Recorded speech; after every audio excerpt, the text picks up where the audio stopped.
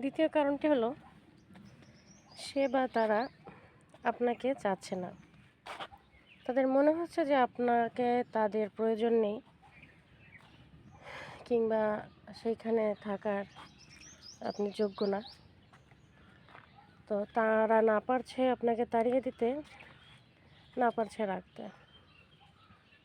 বিভিন্ন রকম দায়বদ্ধতা অথবা কারণ কাজ করতেছে।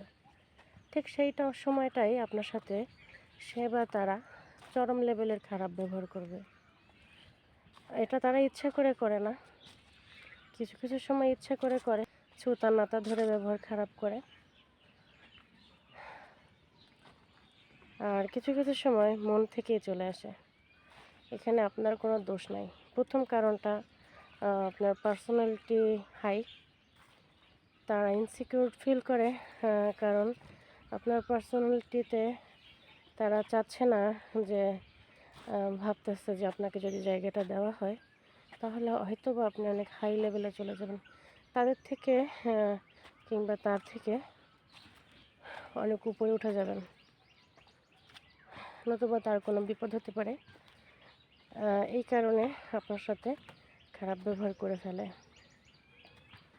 আর দ্বিতীয় কারণটা তো বললাম, যা হয়তো আপনাকে তাদের যোগ্য মনে হচ্ছে না,